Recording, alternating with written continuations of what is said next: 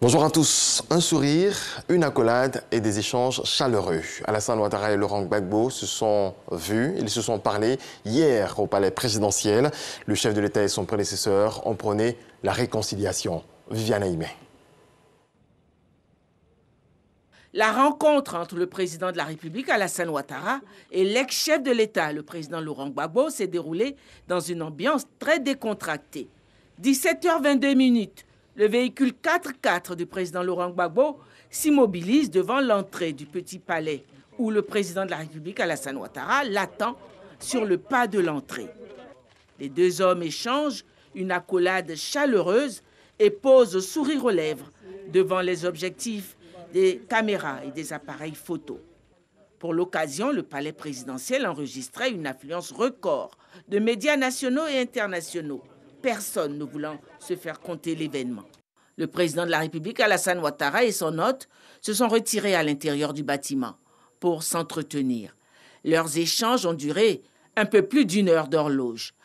Assisté à l'entretien, côté présidentiel, le directeur exécutif du RHDP, Adama Bictogo, le ministre conseiller spécial du président de la République chargé des affaires politiques, Cissé Bakongo, le ministre directeur de cabinet du président de la République, Fidel Sarasoro.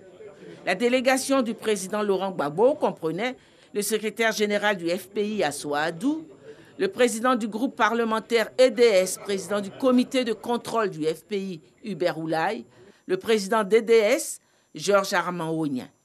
À la fin de l'entretien, le chef de l'État, le président Alassane Ouattara et son hôte, le président Laurent Gbagbo, se sont livrés à la presse.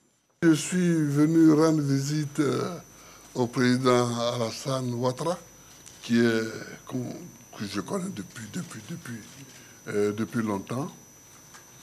Et on a parlé fraternellement, amicalement, et je suis très heureux de cette discussion que nous avons eue.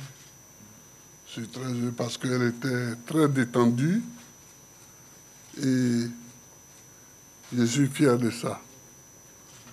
Je suis fier de ça. J'ai souhaité que de temps en temps, on puisse avoir ce genre d'entretien qui détendent l'atmosphère dans le pays.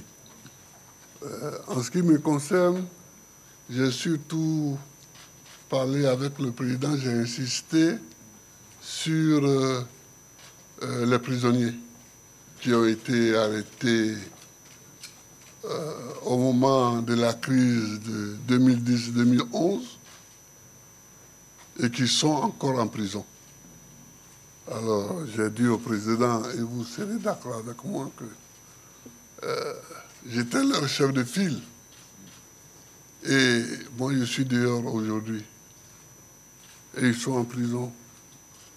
Et j'aimerais que le président fasse tout ce qu'il peut pour les libérer. Et le président a les moyens, mais c'est lui qui juge l'opportunité et des moyens et des moments pour ces libérations. Donc, j'ai insisté sur ça. À part ça, on a parlé de la Côte d'Ivoire qui doit aller de l'avant, qui doit marcher, qui doit se parler, qui doit discuter, n'est-ce pas, Alassane? Bien sûr. Voilà. Ouais. Enfin, excusez-moi, n'est-ce pas, Monsieur le Président? Voilà. Donc, je te laisse la parole. Voilà.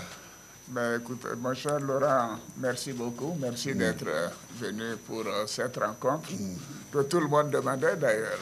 Mais les gens ne savent pas que nous nous sommes parlé, que nous sommes des amis depuis des décennies, ce qui ne nous rend pas jeunes. Hein, et par conséquent, les calendriers et les opportunités nous ont amenés donc à avoir cette rencontre aujourd'hui. Moi, je dois dire que j'en suis ravi. Et je crois que c'est surtout le peuple de Côte d'Ivoire qui attendait cela avec beaucoup d'impatience. Maintenant, c'est chose faite. Et je voudrais que nous puissions nous féliciter d'avoir eu cette rencontre qui a été cordiale et fraternelle. Parce que Laurent est mon jeune frère, est mon ami. Bien sûr, il y a eu cette crise qui a créé des divergences, mais cela est derrière nous. Ce qui importe, c'est la Côte d'Ivoire, c'est la paix pour notre pays. C'est, comme dit Laurent, pour nous avancer, aller de l'avant, pour bien sûr nous-mêmes, pour les prochaines générations.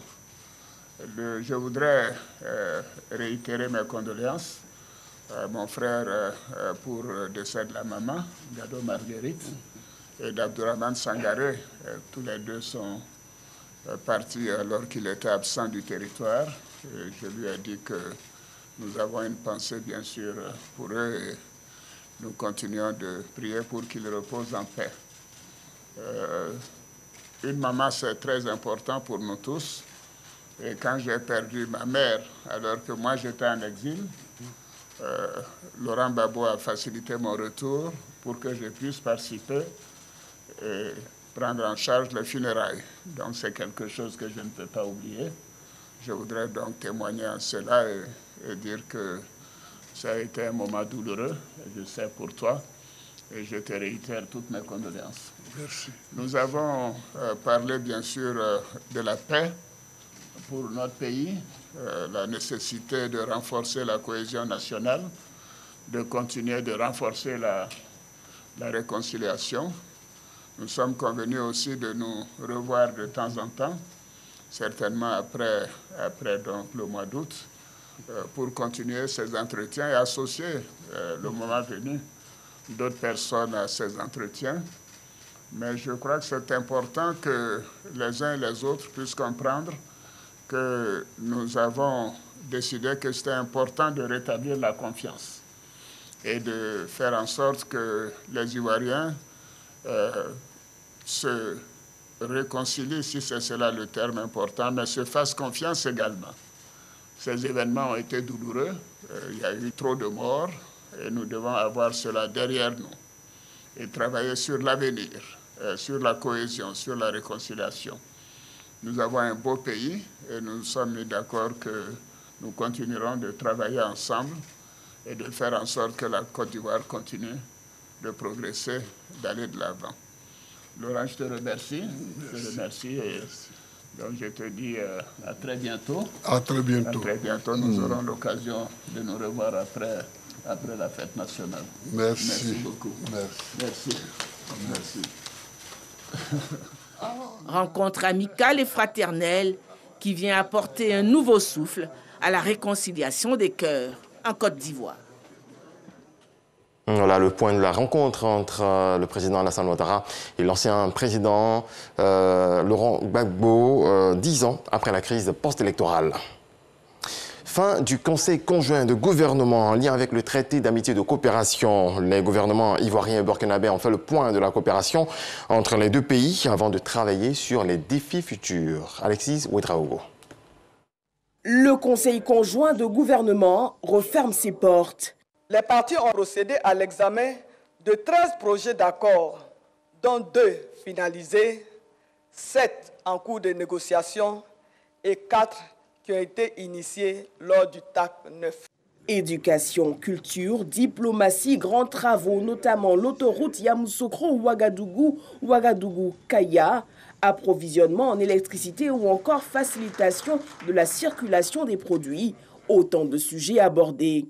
Nous échangeons régulièrement le savoir-faire, les bonnes pratiques et envisageons ensemble le mécanisme pour l'industrie des arts et du spectacle. Il y a un dynamisme qui va être plus amplifié avec les accords signés ensemble et qui va permettre un échange, en tout cas, non seulement sur le plan artistique, mais également sur le plan culturel, parce que nous avons des valeurs communes. Un accord portant sur la facilité de circulation des produits locaux et de l'approvisionnement de nos marchés. Faire en sorte que nous puissions avoir des joint ventures entre des entreprises privées du Côte d'Ivoire et du Burkina Faso pour faire donc des géants qui sont à même d'apporter des réponses structurelles aux questions de développement industriel, mais aussi aux questions de prospérité économique et sociale de nos pays. Pour le Premier ministre burkinabé, la rencontre aura tenu ses engagements. À travers des échanges francs et directs, nous avons magnifié une fois encore la vitalité et la fraternité, la solidarité et la coopération légendaire entre nos deux États.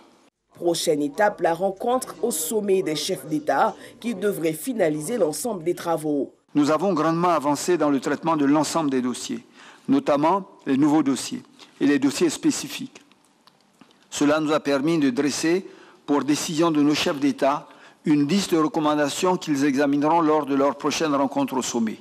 Il s'agit notamment de la poursuite de l'approvisionnement en électricité en hydrocarbures du Burkina Faso, de la facilitation de la circulation des produits locaux et l'approvisionnement des marchés, de l'approfondissement des conditions de réouverture des frontières entre les ministres en charge de la santé, des transports et de la sécurité, le renforcement de la coopération en matière de lutte contre la traite transfrontalière des enfants dans le cadre d'une stratégie de législation harmonisée et le renforcement de la synergie de la lutte contre le terrorisme.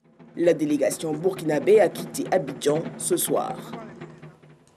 De la joie, mais aussi des pleurs. Le décor est le même chaque année dans les centres lors des résultats d'examen. Hier, le baccalauréat a rendu son verdict. 29,24% d'admis contre 40,08% l'année dernière. C'est Sephora Zegui.